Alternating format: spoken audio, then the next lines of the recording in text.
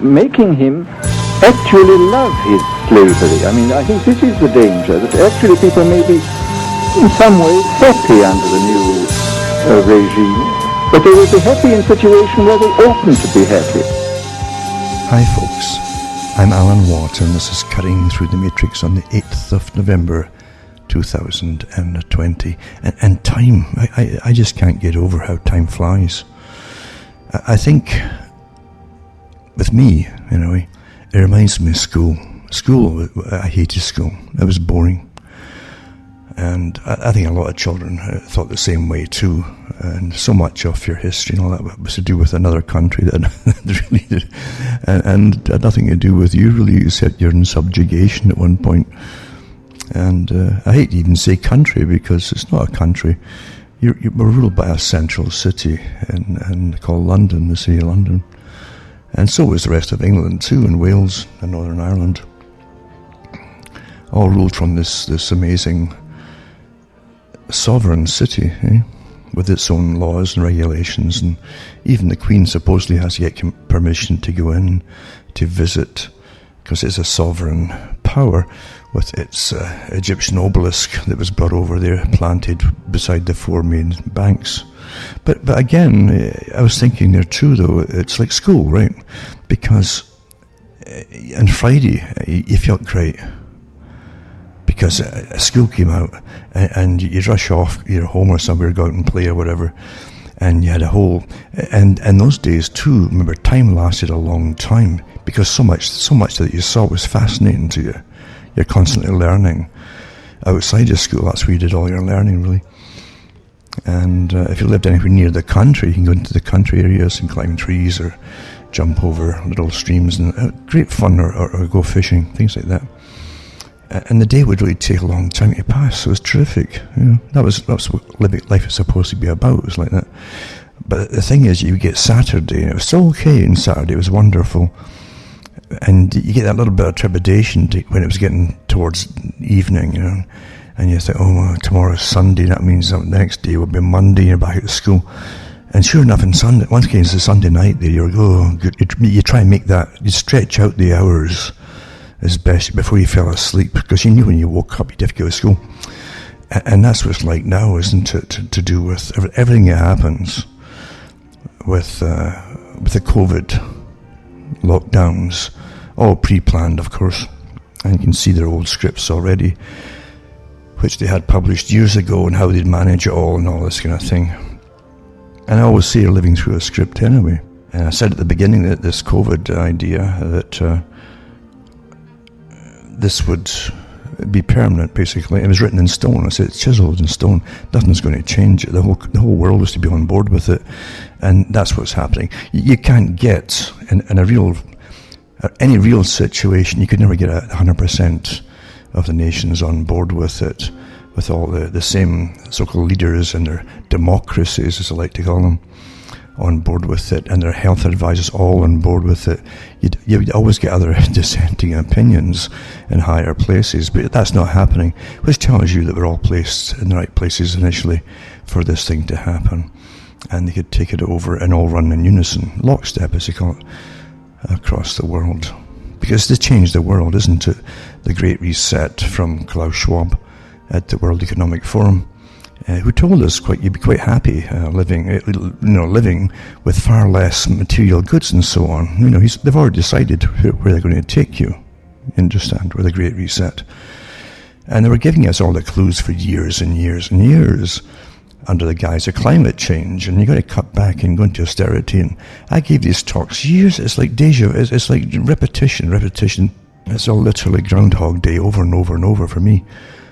Because even the immunity passport idea, I came up with that back in the 90s as well. It says eventually you won't go anywhere without some kind of identification to show you've had all your vaccinations up to date, and electronic tagging and so on. And I said, you'll go into grocery stores to get food, because you all need food, and alarms will go off if it recognises that you don't have your valid up-to-date passport or your vaccinations.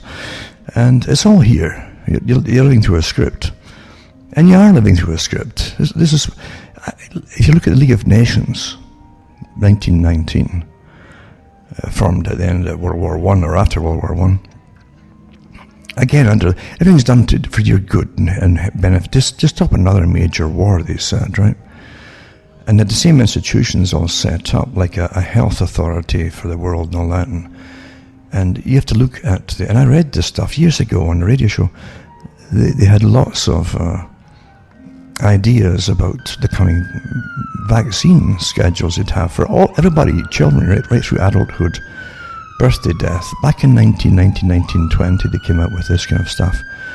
And they've been trying ever since to get the public to be pincushions and the recipients of mandated corporate vaccinations, private business, which is a great business to be in if government, true fascist government, is on board with it. And you call it fascist or communism, they're both fascist really, both socialist, meaning government and big corporations work together under the pretense of helping you for your own good. But if they mandate that you must take their product, and your government mandates it by law or an imprisonment and fines and all that, then that's no free society at all. So it's they actually said that they'd have lifelong vaccinations and boosters and all that down through the time, and here we are. And but again, the greatest tyrannies are always presented, and they're saving you. We're here to save you. And that's what they called the tyrants in Rome. Sometimes you had tyrants that were pretty decent at what they did, because a tyrant didn't have a really bad name. Some were bad, but a lot weren't bad.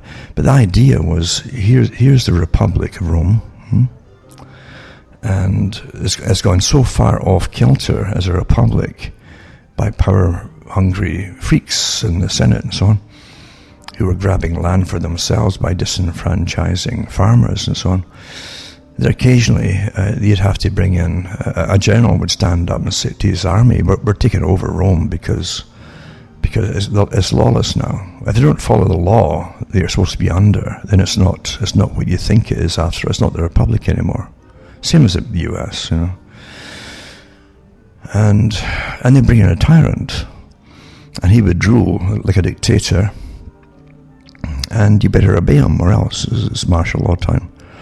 And he'd try to get things back on kilter. And some of them were pretty good, as I say. They would actually grab the land back from all the senators that had stolen it from the farmers, and dealt with the senators in the proper fashion, and kind of restore law and order to an extent back to a working system again. When those at the top don't follow the laws, you see, you're in an unlawful society, and anything goes. And we're seeing that today. But we've seen it for a long, long time. Actually, it just gets worse and worse and worse and worse. But under the guise of it's for your own good, sometimes you get a bad tyrant who would come in who was really just in it for the power for himself. And but it's always a technique that's used, and many top philosophers from long ago and up to recent time too. But top philosophers mention it too. If tyranny ever comes, it will be under the guise of saving you from something, and it's to help you. You understand? That's the only way you can give up rights. Is when you're terrified, and they say we're here to help you. Yeah? It's quite easy, isn't it? And if you have enough people on board together, which isn't hard when you have a corrupt system worldwide, where everybody has thrown everything else out the window, every law, every religion, basically the tenet of religion out the window, and you've been living in a materialistic society for such a long time, where greed is good, like Milton Friedman said, and he taught that greed is good. Then all the barriers, again, you couple that with Nietzsche, and you say, well, all the barriers that kept totalitarian systems coming forward and creating a living hell are out the window. You can do anything you want, you see, once you have no moral guidance to go by. In fact, the old religions, which were pretty much the same when you look at the rights of the people down through time, and they were fought hard by the people, by the way, even in religious society, that they fight to get those rights. but now they've been replaced by front people, the persuaders. You understand? You're persuaded to do everything and to give up your rights and freedoms. So you do it by giving them fancy titles and little courses at university, and you call them ethics experts and bioethics experts as well. And they then interpret what's good for the humans because you use scientific principles, you see.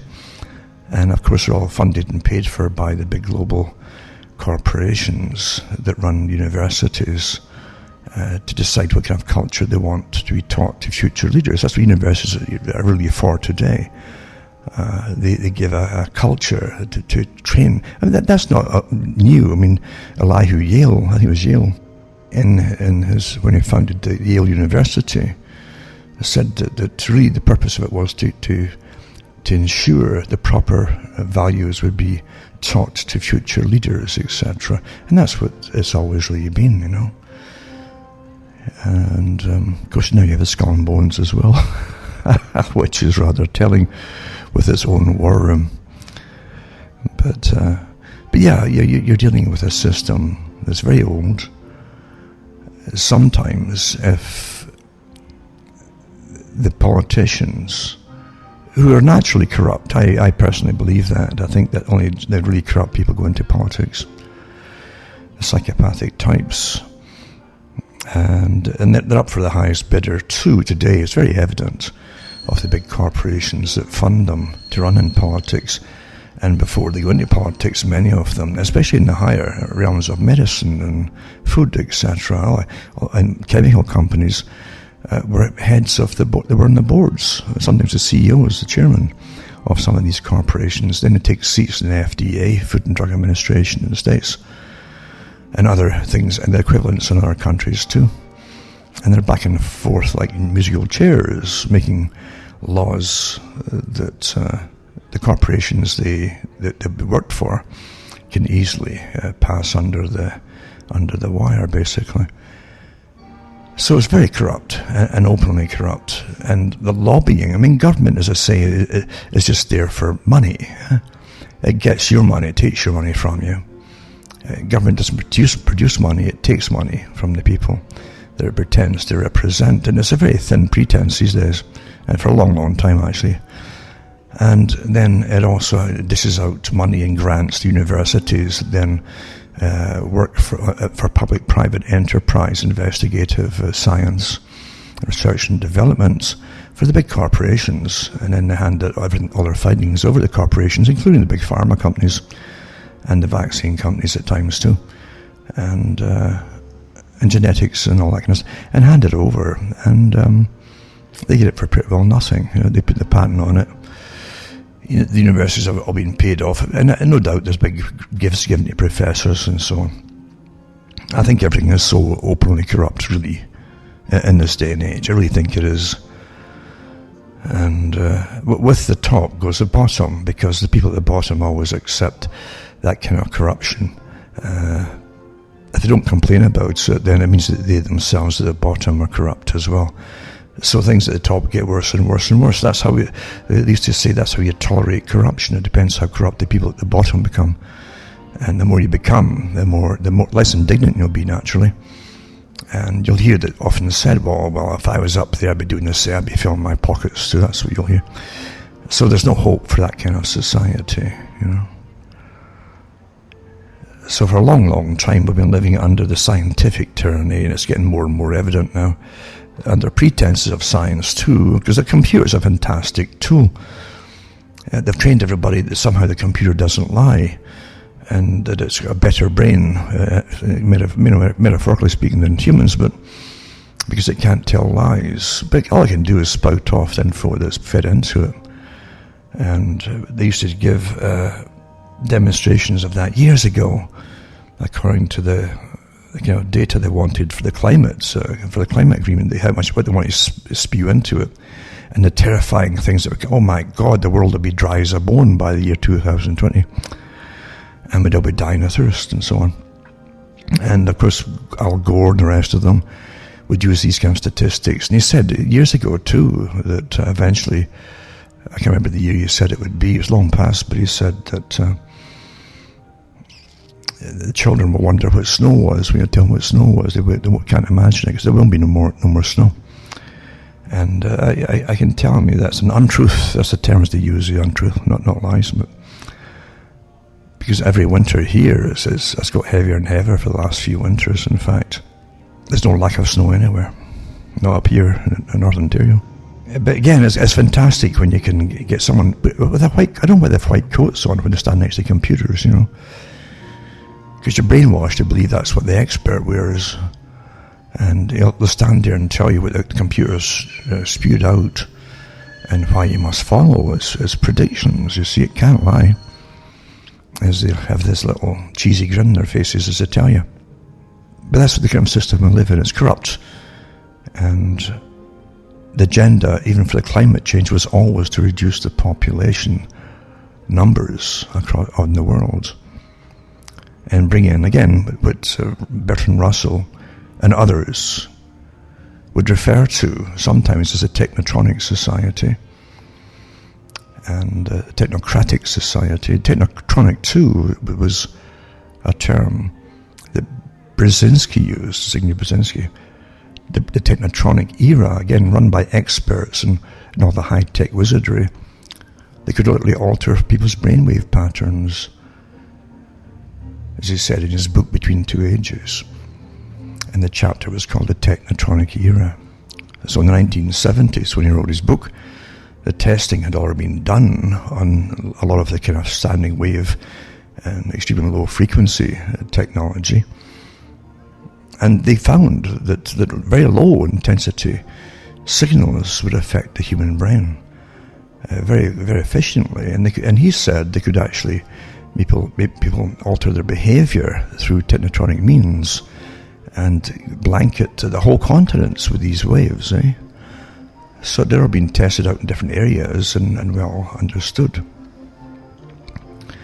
But you add that with a technocratic society where you've got people being told to obey. The true socialist kind of society, the kind of society that H.G. Wells and George Bernard Shaw envisaged, where you'd have a hierarchy of, again, specialists. You'll do away with religion and you do away with religious morality, and again replace it with ethicists, out of universities who'll work with law to see how they can change the law to bring in their regimes of the new ethics, which would tend to justify what the elite were doing in the corporate level. So it's a fantastic way to justify tyranny. It's very persuasive, you see. And that's how you manage the general public. You don't have to hit them head on and say, just obey. You can bring forth lots of newly qualified people with new kinds of degrees who'll give you a lot of gobbledygook, be really impressive, and get you to submit voluntarily.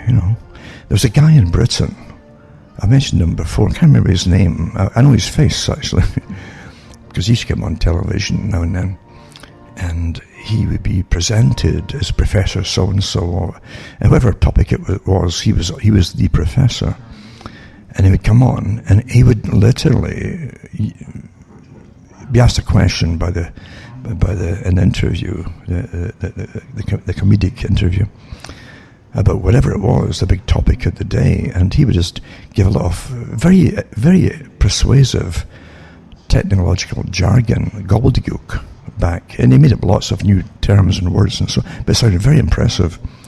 So much so, you would like this guy. See, you wouldn't like the people who tell you, especially if it's a tyrannical system they're pushing. You're going to like them, say, well, it's not too bad, and maybe he wants to take more rights away, but he has to do it to help us and save us. And this guy was awfully persuasive, and he used to have him in the occasional comedy show as well. He'd do his little acts. But that's what you have today. You have all these bioethicists and ethicists coming forth who've already worked, and some of them have got law degrees as well, you see, so that on behalf of the corporations and the government agencies that work in a global governmental agency, as far as I'm concerned, and we have for a long time, but they all work together and on the same agenda that was written long, long ago to gradually do away, like the Club of Rome said, But the idea of democracy, too inefficient, can't get things done because you have to cater to individual rights. And it's much better to have a collectivist society where you just tell them what's going to happen and that's it, or else. And train them into it. You can be trained into any kind of living, you see. And again, Bertrand Russell was a classic orator on the global society. He worked with 5 different major agencies that he claimed were given permission to recreate a new kind of culture for the West. In stages, right up to the present day. You're still living through some of those stages that these agencies set out through fashion industry. Even the miniskirt, they came up with the idea. And the promotion of sexual promiscuity, which would lead to the dissolution of the family unit and the fallout for massive sexuality, with lots of unwanted children or pregnancies. You would create an abortion industry, and that would tie right in with Julian Huxley's position at UNESCO, where he said we'd have to devalue people's ability to discern themselves as being the pinnacle of life on the planet, and take them off their pedestal and bring them down into the lower realms until human life itself is diminished. And that's what they did, very efficiently.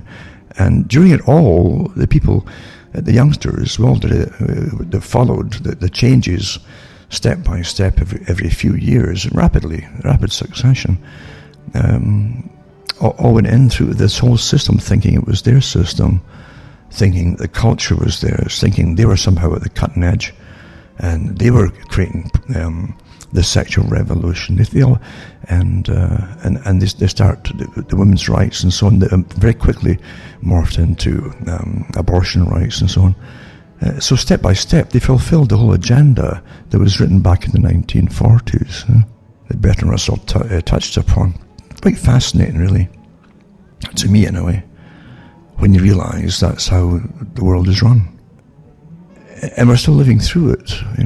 Things don't happen just by themselves on any level. Like Plato said, you can't allow it to happen spontaneously if it's not authorized, whatever change it might be. He said, in fact, Plato wanted even musicians, not just actors and playwrights and dramas to be licensed, but musicians as well. He said, because music can be, even then, can be used to stir the warlike abilities innate within, especially young males. So music had always been used for warlike purposes. It gets the blood up, and you get your happy warlike songs on the go, and away you go. But also, you could create discontent through anything that would attract the youth. It's hard to get the youth to sit and say, let's have here they are on a nice island, one of the Grecian islands, and there's a school of philosophy, and they get beautiful weather, right? You've got lovely blue skies and that deep blue, greenish azure colour, I guess they call it, of the sea, and a nice warm breeze, and you're having a great time yourself, if you're wealthy. And this is philosophy school, and your dad wants you to go there, you see, and he's paid this philosopher X amount of bucks because that's where school comes from. Is the word is from a Greek word meaning leisure. So you need leisure to go to school, because the rest of the folk were too busy keeping the wealthy elite in comfort, and so they didn't have time to go to school.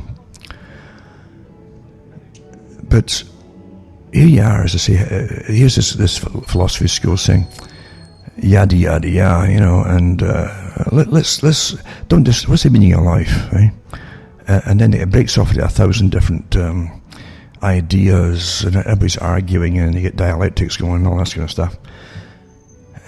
And you could either sit there for all day, waiting for it all, or have you heard someone playing a fancy little instrument, so maybe a harp, right?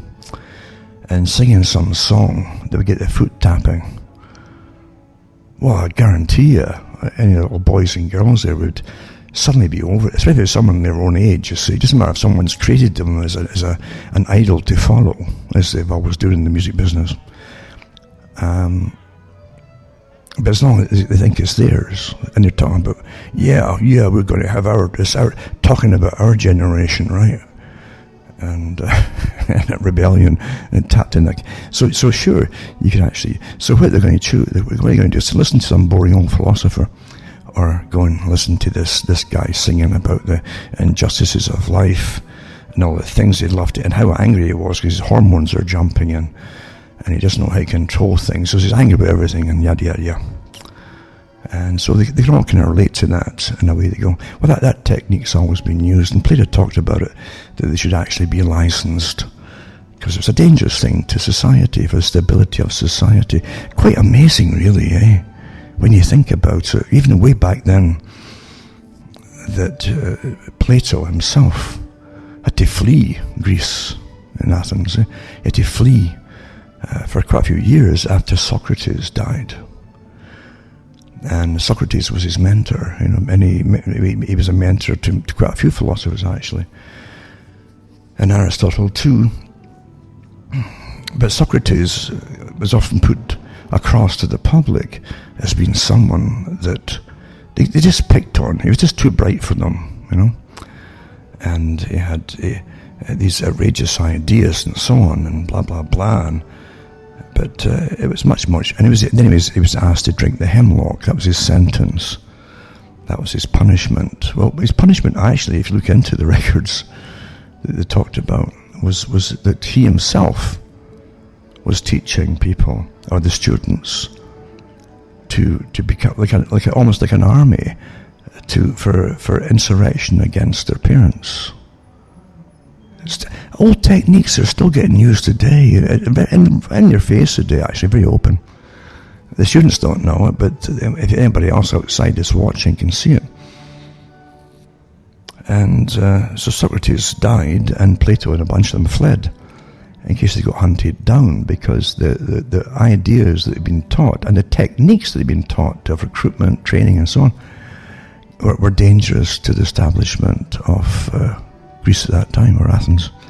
And when you think about it, I think that was probably a common thing that would happen in different countries, actually.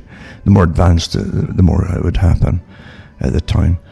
But Plato did understand. That's why he talked about licensing.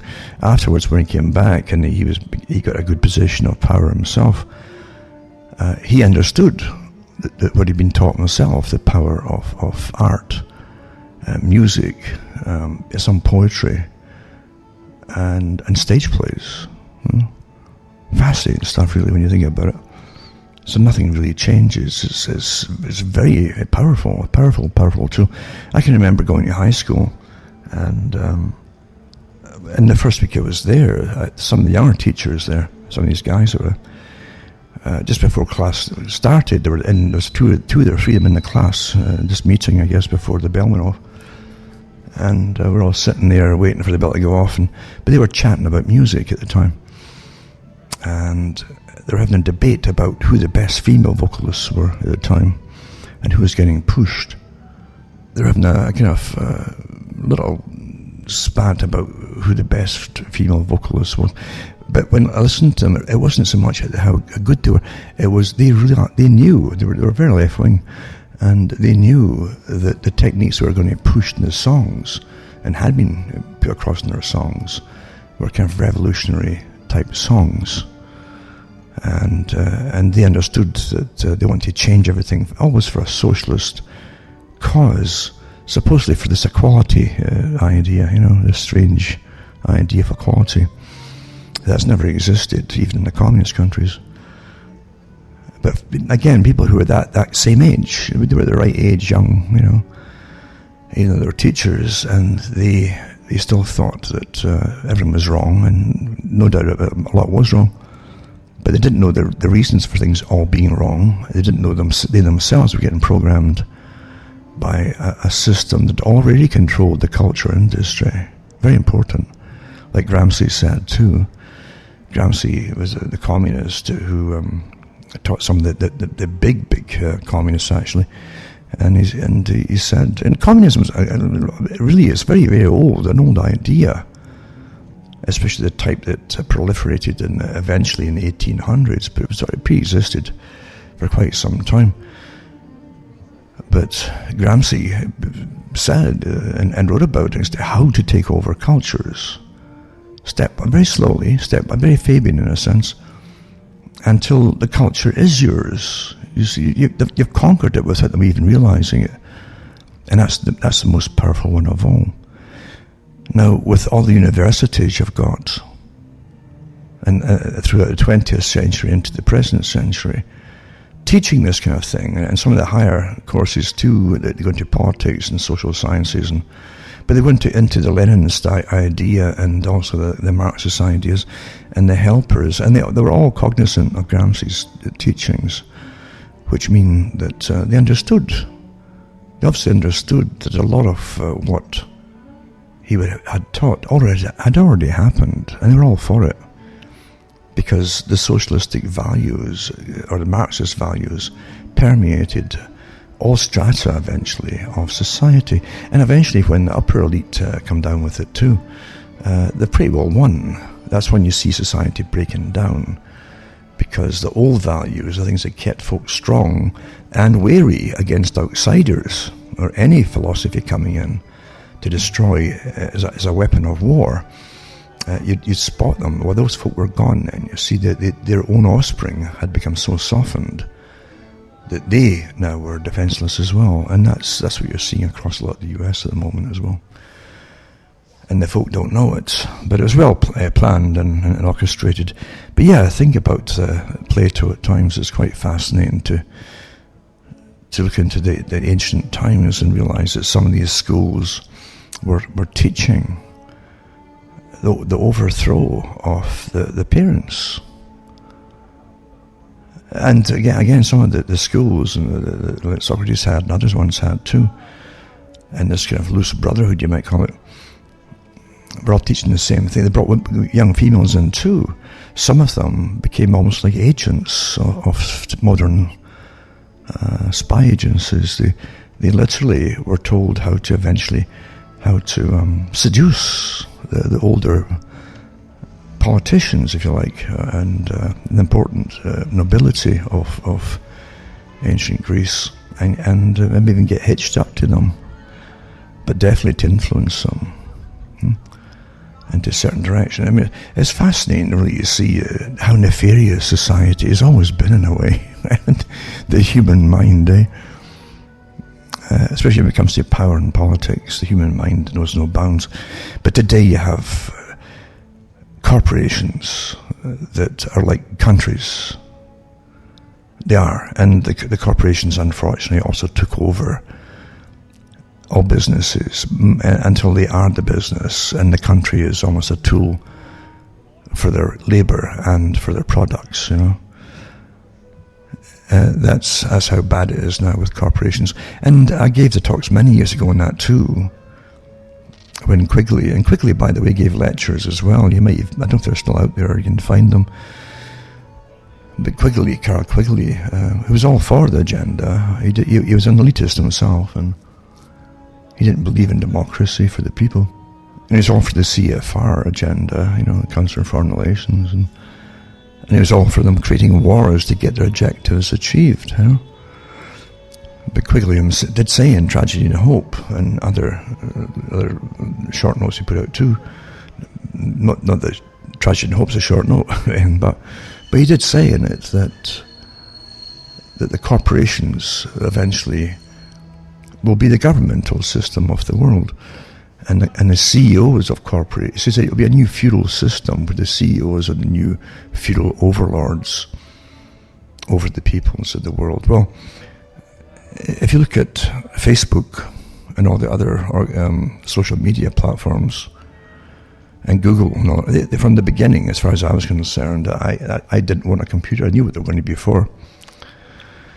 I even did talk shows at the time on radio where I didn't have a computer, and I said what it was for. I said, these things aren't spontaneous. It's not self-made people come out and just have these big organizations. They're all fronts. That's how the world is really run. And I said, they'll be used against you eventually. And sure enough, that's what you've got. So Quigley's predictions came true because he was in the know of a lot of it too. He knew the folk who worked at ARPA that became DARPA, and he knew the high-tech experts and where they were going to take the world. But he did say that, the feudal overlords would be the CEOs of corporations. And you think about it, you see, in a feudal system, you don't have democracy in a feudal system. It's a hierarchy of what used to be nobility at one time. And you'd have your reeve, of a town or a little hamlet or whatever it happened to be. And you would have your sheriff as well. The sheriff is the Shire reef. That's where it supposedly comes from. But I got my doubts about that too. I think maybe it's partly true, but so you had a shire and you had a reeve of the shire, and that became a sheriff supposedly as English started to change. But you also had that coming from their wars, I think, in the Crusades as well. As far as I can think, there's a crossover between the two cultures there when it comes to some of the namings of these places and these people and positions. But you're definitely witnessing an authoritarian system coming down the pike. And everybody I've mentioned before, from years ago, that were up there working and churning their books out at the CFR. It was a great source, actually, because many of the members in the CFR have their books churned out for, I'm sure, a ghostwritten, but they're written in the vein of how this person talks and their ideas and so on. That's how ghostwriters really work. And but they told you an awful lot of truth of where they were going to take the world. Some of the ones, actually, some of the best books were written during World War II by members that were travelling in the countries as they got so-called liberated. And before it too, that they met together in big panels in the US and in Britain on how to create a post-World War II society for Europe, European countries, and for Japan. And in the US, I think it was Hopkins that Roosevelt appointed to be in charge of a committee to create a post-World War II culture for Germany and Japan before the wars were finished. I mean, you can understand that we get simplified histories in school, but it just starts, bad man starts war, good countries go and fight bad man, and then it's over at the end of it, and then you got another enemy by that time in a Cold War. Very simplistic stuff. You don't realise the massive organisations that war helped to spring up. Again, something that Quigley related to as well. He mentioned that you can get more done in 5 years of war in a social change kind of system where folks simply obey, and actually that your rights are suspended in war. You're under War Powers Act, and you all pull together for the common good. We're all in it together. That term, all these slogans that churn out, and people put up with it. You see, rationing and everything else, and social changes to change society. And Quigley also said that it doesn't matter what side you're on of combatants, you all change much the same because you're adopting the same changes throughout the war in order to survive. So that's why they like war, you see, or the threat of war, or the threat of mass extinction, like COVID, and that kind of thing, because you get so much done. And the World Economic Forum is doing exactly the same thing, as you well know, with its Great Reset. And all these organisations, none of which you get to vote for. The United Nations, as an example, the World Health Organization, that also takes funding from Bill Gates. So it's not compromised, is it? And it goes on and on, this kind of system. So yeah, you're living through a massive plan. I wasn't even planning to go here tonight, but there you go. It's just the way it happens as my thoughts start to take off by themselves. But you're living through agendas. The whole point is you're living through agendas Things aren't just spontaneous. Some of these agendas take many years to plan and further years to refine, and then more years to game it to see if we do this, what would happen, and they go through all these different simulations of what might happen. They could throw it off and they try to eliminate things that might interfere. All in the game stage, basically, and the debating stage before they introduce it. And that's why they don't really feel. That's also why you see that no country is backing off that signed on to the agreements with the WHO and the various agreements after by 2004. They all signed on to this, really their own national agreement. It's all the same agreement to do with dealing with pandemics and martial law type scenarios. They're all on board exactly, pretty well, except maybe Sweden and a couple other ones.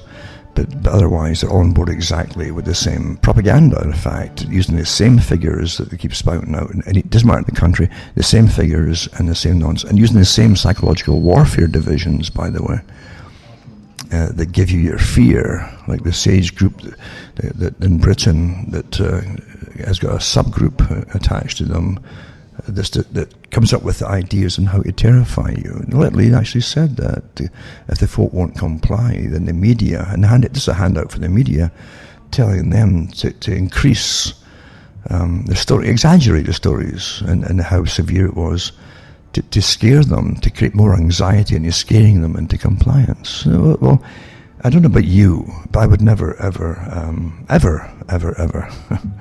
vote for any government that did that to me. I don't care what excuse to give for it.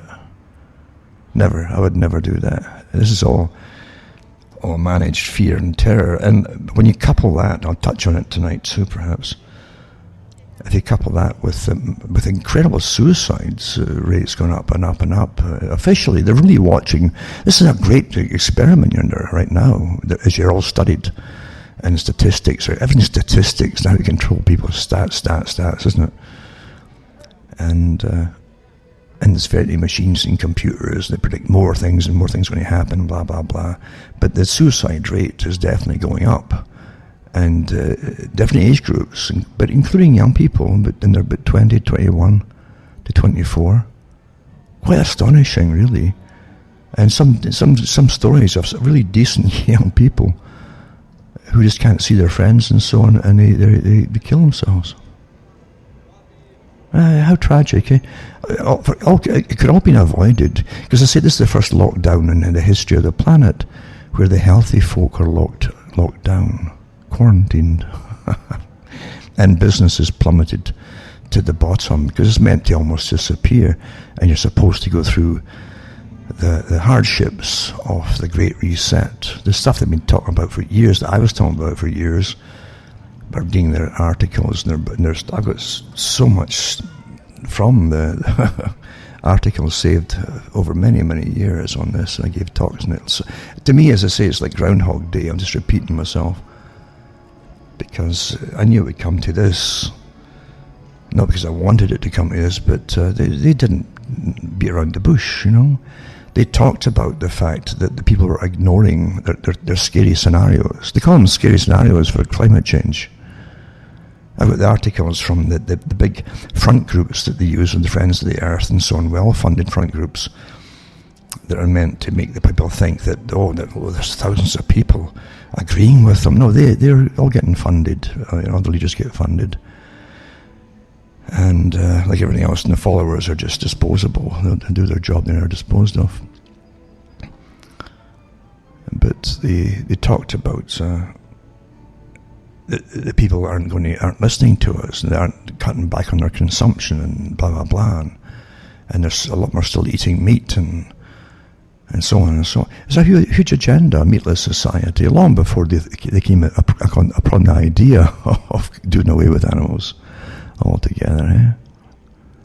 They'd already planned a vegetarian type society, but again, it'd be mainly the vegetables owned and patented by the big genetically engineered companies, engineering, and the pesticide and herbicide industry, chemical industry.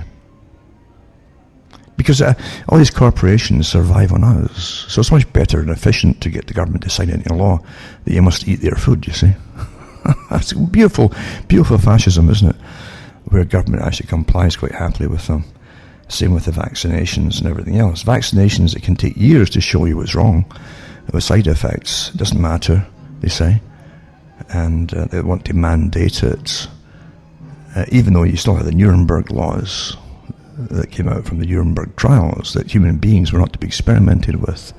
And you couldn't do anything to them, put anything in their body without their consent. Well, consent is supposed to be informed consent. You don't just say, oh, this is a flu shot, this is a COVID shot, and it's good for you. And you're supposed to disobey, and some nurse is going to grit their teeth because you won't comply and get angry, you know. No, that's not medicine. That's not medicine at all. Like everything is supposed to go through legalities, and you can't put anything in someone's body without their consent. Everything else you put in their body without their consent, you'd have them on charges. If someone stuck heroin in someone's body and they didn't want it, I mean, the government itself would be hammering them for that, you know. But when it's for this corporation that we've signed it, you know, we've given them money. Your government has given them money. Oh dear, yeah. Fascism. And they've got to get rid of their products, because they want it ongoing. It's like light bulbs. The light bulbs went down with their life expectancy of light bulbs with international meetings with the manufacturers years ago. Planned obsolescence. Because one or two companies were making bulbs that lasted for years and years. So they said, we can't make a profit like this. We could actually make bulbs that would last for the life of a person. But if you do that, then no one needs more bulbs eventually, or very few. And the companies go down, so you just make life of it shorter and shorter. Well, same with vaccines, and they want guaranteed business. It's good because they've got all these shareholders, and the shares go up and up and up. More folk want to get shares, the more contracts that they have with government, with the companies. So it's great business, but they want pretty well predictable shares and predictable levels of income. So they want like annual vaccinations of all kinds, all through people's lives. Yep, there you go. That's not fascism. It's to keep you safe and healthy, even though you can get viral interference and problems when even after vaccinations. If you hit the actual wild virus, as I like to call it, or even something that's similar in the wild, and you get a cytokine storm, and that's you'll be dead pretty quickly without treatment. This is all understood, but you're supposed to accept these vaccinations because someone looks at you like an idiot. You're an idiot, you see. What do you know? And they want to just pump it into you. See, that's what society's come down to. But at one time, that folk had rights. Folk did have rights. And if they're not terrified, they'll accept them, their right. But when they're terrified, a lot will cave in. Oh, save me. Because they watch TV every day. The greatest propaganda tool ever devised. What can you do? But but again, now they've got their bioethics and their ethicists. And, well, we've studied the law, and, it's quite legitimate to terrify the people to make them comply. And this is what they're telling us now. Some articles like that. I thought, oh my goodness, here we go, Yeah. And it is interesting if you just stand outside the box and outside yourself even, and look at it all from the outside. And you look at the tyrannies. How long did you even have, even in Britain, this idea of democracy? It was a pretty recent thing, wasn't it? Because up into the 20th century, it certainly wasn't democratic. And even in World War I, you hear about suffragettes, they never tell you that most of the men didn't have the vote either, because they didn't have property. History's such an awful liar, because you'll get authorised history, and everything's politicised for the present.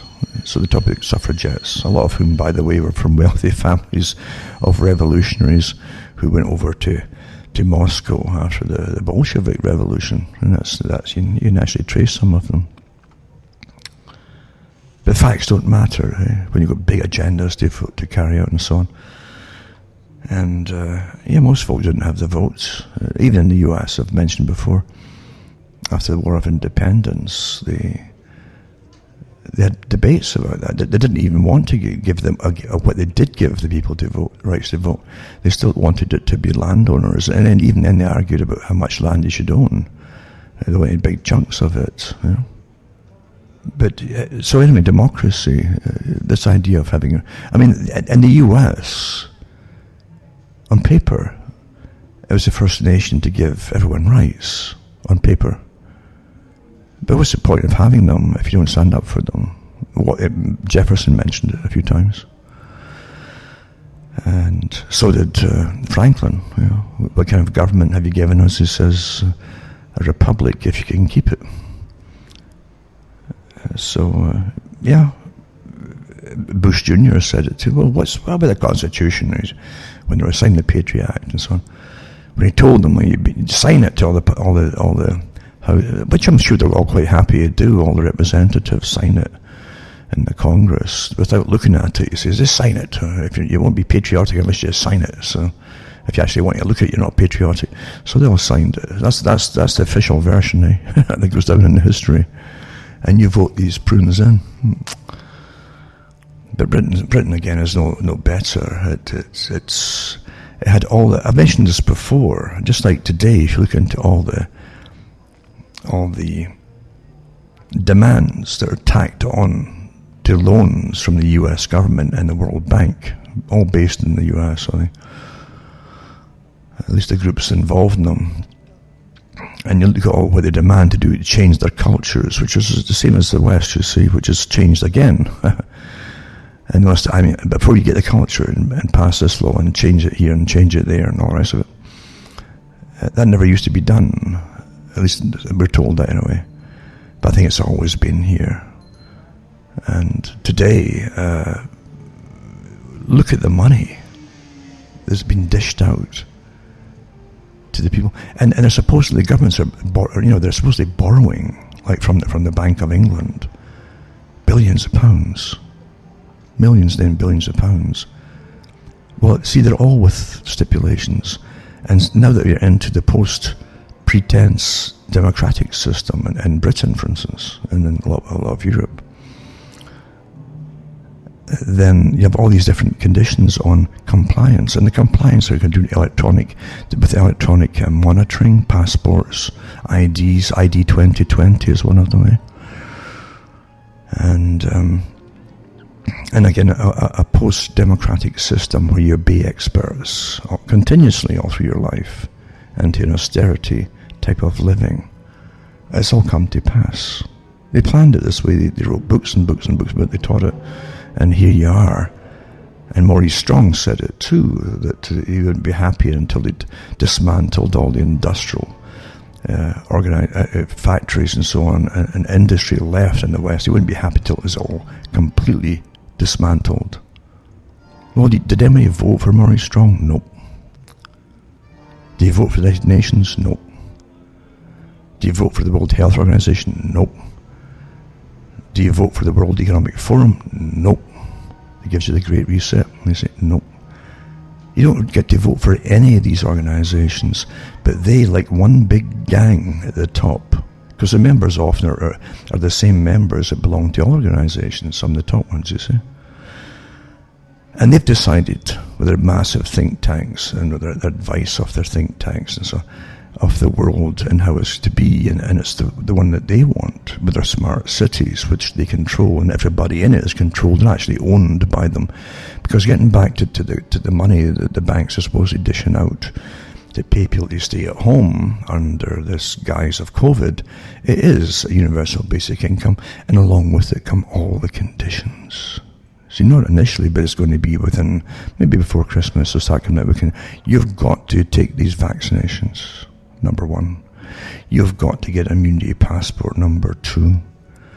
But if you don't have all that, you got to check in with some counsellors, you see, maybe twice a week or something like that. This is the new system, using a martial law type scenario to get it all through. But the new set, it's not going to be free money for everybody, so you can buy and play yourselves, is to is to manage you and to have you controlled and obedient to slaves. Go back in the ancient times and read about what slaves were, the ownership of slaves through debt. That's written out in the Old Testament too, if you read through it. If you go into debt, you have to give yourself your own body there as a servant, a slave, and work for the master until it's paid off. If you can pay it off, but with compound interest, you'll never pay it off. It's not meant to be paid off. But also, any children that you had while you're a slave belong to the master as well. It's quite amazing, this stuff. And people will get into arguments of who's to blame and blah, blah, blah, and point fingers. But here's the reality of it. It wouldn't matter who's doing it, because it's all the same. You don't have to say your children will be mine because you're in debt. But the children will be theirs anyway, corporations and banks anyway, because your children are borrowing too, you see. And you're borrowing on behalf of the children. So all these stipulations coming down the pike. And a lot of young folk think it's going to be great. Well, we won't have to do any work, We can sit and play with our phones all day. And whatever else they want to do. That's what they think. Meanwhile, you have to go down into austerity. And I'm talking about radical austerity. Under the guise of saving the planet. Did you notice that as soon as Biden supposedly was in the lead, regardless of nefarious means and all the rest of it doesn't matter. It really doesn't matter. Immediately, all the different main media that was all for Biden, because deep state again, as they call it, immediately starts saying, "Oh, good, he'll get us back on track with the climate change agreements and back at the Paris Accord and the conference of parties will be meeting again, and they'll be cutting back on folks' ability to live in the country and all that kind of stuff, all right back on track." This is what they're saying. That's what the CIA wanted. That's what the global intelligence agencies wanted, because they're all one. And that's what the top corporations all want to do. They're on board with it completely. Again, CEOs of big corporations are the new feudal overlords. And just like feudal overlords, as I say, they can censor you until you can't say anything. They own everything, you see. So they are overlords. You can't use their platforms, you can't do this, you can't do that. If you speak out against anything that they deem taboo, and if not yet, they might declare some new thing taboo tomorrow, but you're not allowed to give your opinion on anything because you'd be called a social influencer. And only their own social influencers are allowed. And the big traditional corporations that have been living on the tax money for years, called news organizations, because no one was interested in the garbage they've been churning out for the last 30, 40 years. Really. Yeah. But they're vital to have a unified propaganda outlet with the same propaganda, unified news across the world. So whoever you look at, you get the same stories, saying the same things with the same opinions, you see. That's how you control people. People can't think to themselves. They can't believe that anyone would go to this length to deceive them or control them. And that's why it works. It's because you don't think that. Because you're probably decent people, you see. But psychopaths have no problem doing that. Those folk who are bioethics, and in the bioethics field and the ethics field, the new ethics field for humanity, this is what replaces religion, you see. It's a mixture of law and social sciences mixed with corporate agendas. There's just too many people. Why don't you just hit 65, die, don't claim any money that you've paid into for pensions, and let the government use that money on needful things, you see. I'm not making this up. That came out from an Australian professor a few years back, who got all the coverage in the world, from all the Western media to, he actually said it. Of course he said it, because he was chosen to say it. That's how these things are put across to the general public. But, what you're living through right now is just the beginning of it all. Now remember, that's 1 hour past already, and I haven't even started. But go to cuttingthroughthematrix.com, my website.